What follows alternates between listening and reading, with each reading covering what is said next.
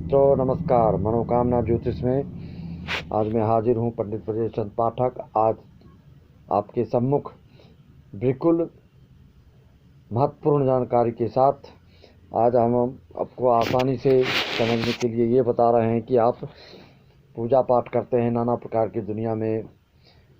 कई लोगों को दुख तकलीफ आदि होता है, लेकिन वो अपने इष्ट देव को नहीं जान पाता है। तो कुंडली से आप अपने इष्ट देवी देवता को कैसे पहचान सकते हैं, उसका बिल्कुल सरल विधि बता रहा हूँ। सर्वोत्तम विधि, सरलतम विधि, जिससे कि आप आसानी से समझ सकेंगे कि आपके कुल में कौन किस चीज़ के किस इष्ट देवी देवता की पूजा करते आ रहे हैं, उसको कैसे समझेंगे आप। इसको समय बर्बाद ना करते हुए आप, कोई बोल देता है नवमांस को देखिए, या कोई बोलेगा नवम भाव को देखिए, कोई बोलेगा पंचम भाव को देखिए, उनकी राशि और ग्रह के हिसाब से इष्ट देवी देवता होते हैं, कोई लग्नेश के हिसाब से, आदि आदि बातें हैं। मैं आपको आज जो बताने जा रहा हूँ वो जैमिनी पद्धति के अनुसार है और बिल्कुल सरल आसानी से आसान तरीका है, जिसको आप देखकर ही तुरंत समझ जाएंगे। जो अपने इष्ट देवी देवता को नहीं जानते हैं और उनको पूजना छोड़ देते हैं, तो घर में नाना प्रकार के उत्पात आफत विपत्ति आती है और शारीरिक भी परेशानियां आती रहती हैं। इसलिए अपने इष्ट देवी देवता को कभी भी भूलना नहीं चाहिए, पूजा पाठ उनका छोड़ना नहीं चाहिए। तो चलिए हम श्री गणेश करते हैं आपको कि आप कैसे समझें कि आपकी इष्ट देवी देवता कौन है।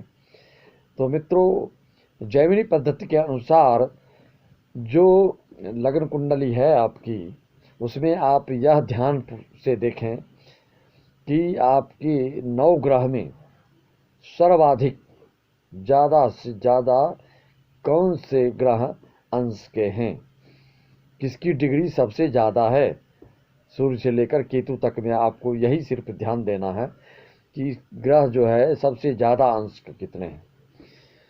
तो इसमें जो भी ग्रह आपके ज़्यादा अंश के दिखते हैं, उसको आप सीधे देखने के लिए नवमांश भी चले जाइए।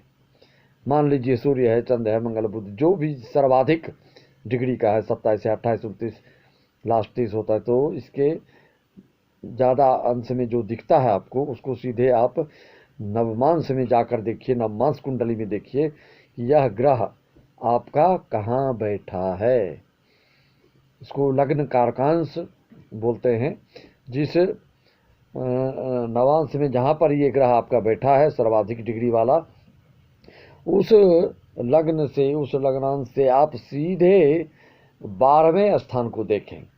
उस 12वें स्थान में जाकर आप देखेंगे कि कौन सी राशि या कौन सा ग्रह बैठा है, उसके स्वामी के अनुसार आपके इष्ट देवी देवता होते हैं। 12वें स्थान के स्वामी मान लीजिए सूर्य हो गए, नवमांश में आपके लग्नांश से 12वें स्थान में सूर्य बैठे हैं, तो आप के जो इष्ट देव हैं वो राम जी या विष्णु लक्ष्मी नारायण, उन्हीं का रूप है, ये हो सकता है। अगर आप के उस स्थान में मान लीजिए चंद्र बैठा है, तो आपके इष्ट देव कृष्ण भगवान होंगे। अगर नवमांश में मातृकारक ग्रह अगर जिस राशि या लग्न बैठा है वहाँ से 12वें स्थान देखेंगे, अगर वहाँ पर बुध बैठा है तो भी आपके इष्ट देव लक्ष्मी नारायण होंगे। अगर गुरु बैठे हैं तो बावन ब्रह्मा या विष्णु को इष्ट देव मानते आ रहे हैं आपके परिवार में। अगर शुक्र बैठे हैं तो दुर्गा माता, सरस्वती माता, कोई माता ही इष्ट देवी हैं आपके घर में।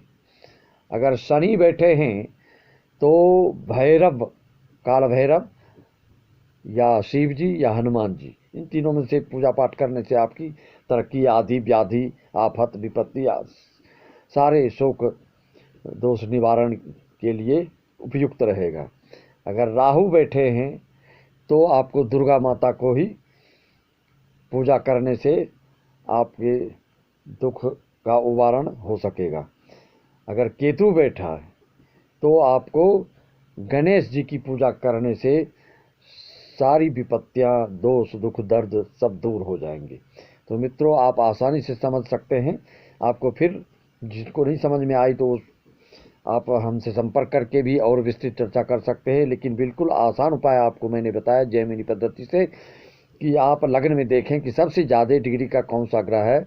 उस ग्रह को सीधे आपको नवमांश में देखना है, और जहाँ पर वह ग्रह बैठा है वहाँ से सीधे आप 12वें स्थान को देखिए, वो कौन सी राशि का घर है और या कौन सा ग्रह वहाँ बैठा है। उन्हीं के स्वामी आपके कुल देवी देवता इष्ट देव होते हैं। मित्रों, इतना महत्वपूर्ण जानकारी, इसके बगैर कोई भी पूजा पाठ करते हैं, अगर अपनी कुल देवी इष्ट देवी देवता की पूजा नहीं कर पाते हैं तो उसका फल जितना मिलना चाहिए वो नहीं मिल पाता है। लोग हर तरह से परेशान रहता है।